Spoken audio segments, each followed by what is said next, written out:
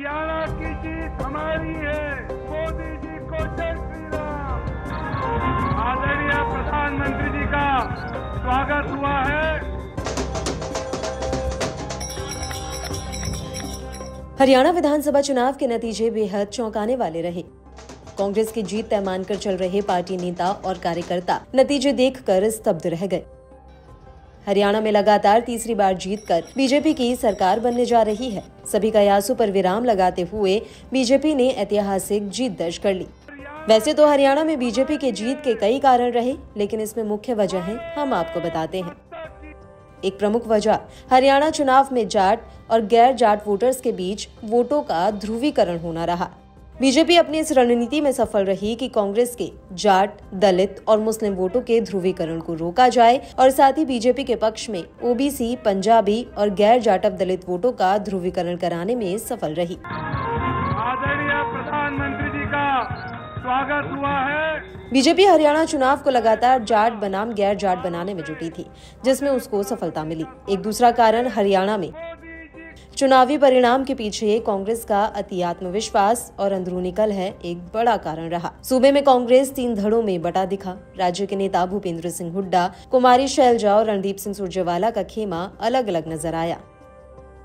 तीसरी वजह हरियाणा में अनुसूचित जाति दलित समाज के वोटर्स की कुल आबादी लगभग 22.50% है। राजनीतिक विश्लेषकों ने इसे कांग्रेस के खाते में जाता हुआ दिखाया, लेकिन कुमारी शैलजा की नाराजगी की खबरों के बीच वोट इसके बिल्कुल उलट पड़ा।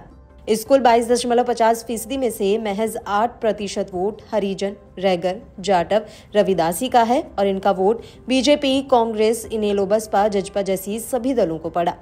चौथी वजह अनुसूचित जाति का वोट 14% है, जिनको हरियाणा की बीजेपी सरकार ने डीएससी या वंचित अनुसूचित जाति का नाम दिया था। इनका अधिकतर वोट बीजेपी को मिला।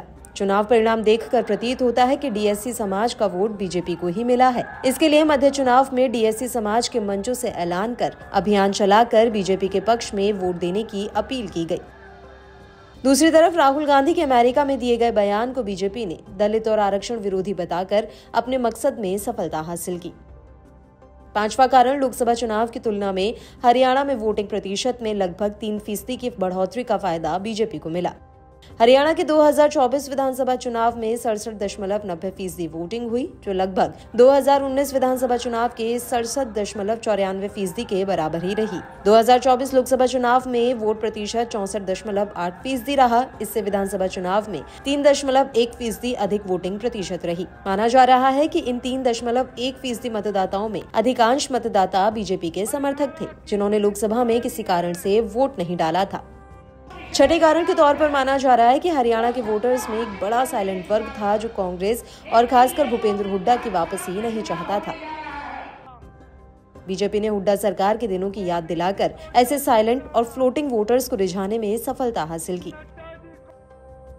बीजेपी पहली बार 2014 में हरियाणा की सत्ता में आई। 2019 में वह अपने दम पर बहुमत से दूर रही, लेकिन जेजेपी की मदद से गठबंधन सरकार बनाने में कामयाब रही। हालांकि लगातार 2 कार्यकाल सत्ता में रहने पर एंटी इनकम्बेंसी का जोखिम तो रहता ही है। इसी जोखिम को खत्म करने के लिए बीजेपी ने लोकसभा चुनाव से ठीक पहले अपना जांचा परखा आजमाया दांव चल दिया। दांव था मुख्यमंत्री बदलने का। पंजाबी खत्री मनोहर लाल खट्टर की जगह पर उनके ही भरोसेमंद नायब सिंह सैनी को मुख्यमंत्री बनाया गया। अब चुनावी नतीजे बता रहे हैं कि बीजेपी का ये दांव भी कामयाब रहा है।